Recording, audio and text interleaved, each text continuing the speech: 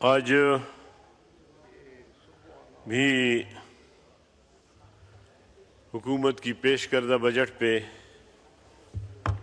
بحث ہو رہی ہے، اظہار خیال ہو رہا ہے۔ میں بجٹ پہ بعد میں بولوں گا اگر زندہ رہے، کیونکہ ہماری زندگیاں خطرات سے دوچار ہیں۔ جون کی غالباً 10 تاریخ کو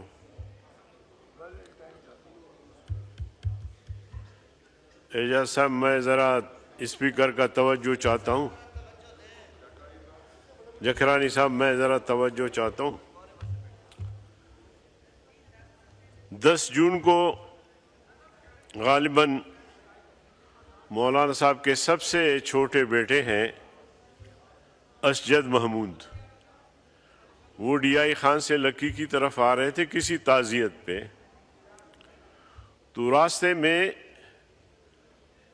40-50 لوگوں نے اس کا گھیراؤ کیا اور پولیس کو انہوں نے 2-4 سپاہی تھے، ان کو وارننگ دی، انہوں نے ہتھیار ان کے حوالے کیے، مگر خوش قسمتی یہ کہ اسجد محمود کے ساتھ ہمارے رضاکار بھی تھے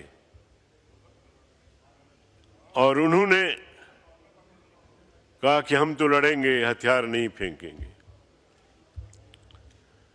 دونوں طرف سے بندوقیں بلٹ ہو گئی، اس گروپ نے راکٹ لانچر بھی نکال لیا۔ بہرحال بچانے والا اللہ ہے، اللہ نے ان پر روب ڈالا، جو بھی ہوا۔ بھائی ایسا کیوں کر رہے ہو؟ ہمارے بڑے کا حکم ہے، بڑے سے بات کرواؤ۔ بڑے سے بات ہو گئی تو اس نے آگے معذرت کرنا شروع کر دیا اور پھر پولیس سے بھی معذرت کی اور ان کا اسلحہ بھی واپس کر دیا۔ اب جناب اسپیکر، ہمارا جرم کیا ہے؟ مولانا فضل الرحمان صاحب پہ، جو ہمارے قائد ہیں، 3 مرتبہ خودکش جان لیوا حملے ہوئے ہیں، ذات پر ڈائریکٹ، ان کے بھائیوں پہ الگ، گھر پہ الگ، بیٹے پہ الگ، اسد محمود پہ۔ اور یہ جو انتہائی شرمناک اور افسوسناک واقعہ ہے، اور قومی شاہراہ پہ اتنے لوگ آتے ہیں اور لوگوں کو اٹھا کے لے جاتے ہیں۔ اب اللہ نے زندگی بچانی تھی، ورنہ تو جہاں 8 لوگ اور جہاں 50-60 لوگ، ان کے درمیان تو بچنا ہی ممکن نہیں تھا۔ تو میں پوچھنا یہ چاہ رہا تھا کہ ہمارا جرم کیا ہے؟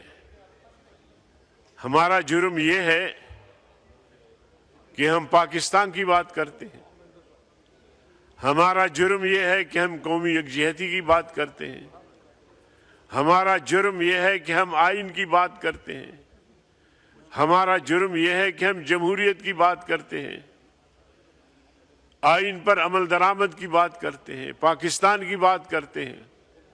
یہ جرم ہے ہمارا۔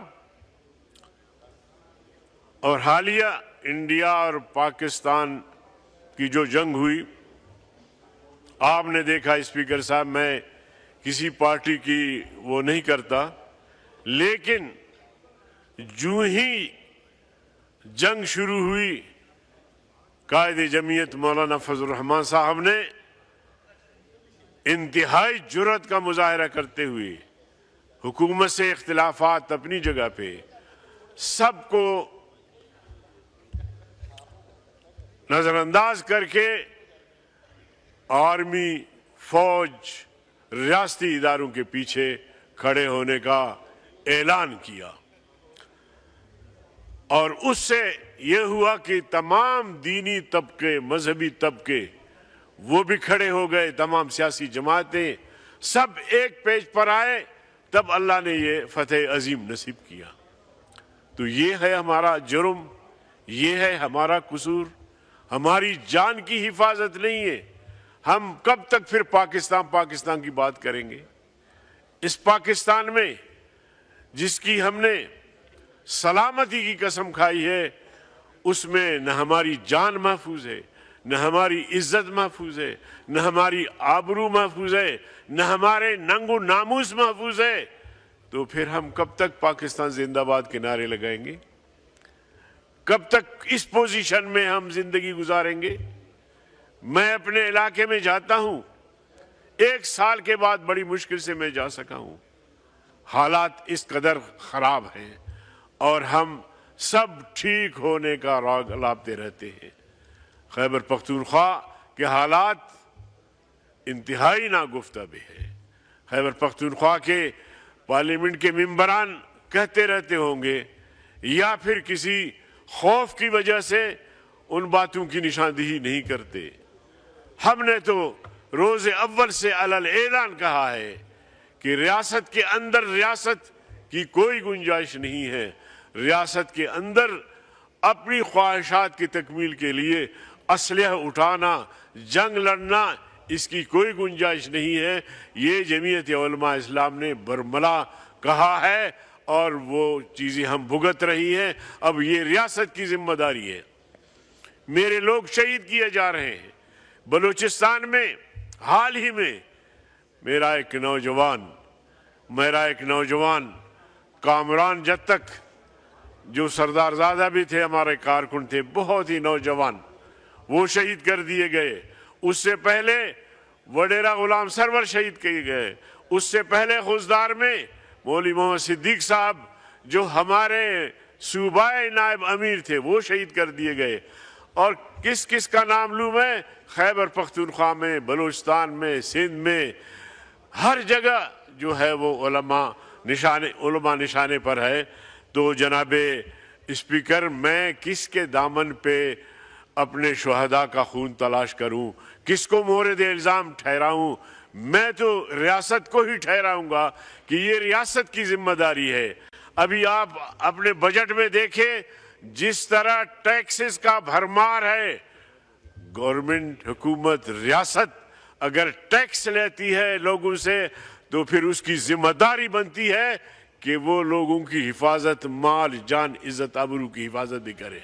ये मुफ्त में ये टैक्स जो लोगों से लिया जाता है, सरमाएदार आए रोज बेचारे अगवा हो रहे हैं, आए रोज उनको थ्रेट मिलती है, पैसे भत्ते लेते हैं उनसे। सिंध के डाकू, ये डाकू कितने हो सकते जनाब वाला? शुक्रिया। ये अभी बस माइक खोले, काबू नहीं कर रहे इनको। आए रोज दिन की रोशनी में जनाबे वाला लोगों को उठा के ले जाते हैं अगवा बराए तावान। ठीक है। ये हुकूमत किस दर्द की दवा है? किस दर्द की दवा है, आप मुझे बताएं। लोगों की जान, माल, इज्जत, आबरू महफूज नहीं है, खवातीन को अगवा किया जाता है।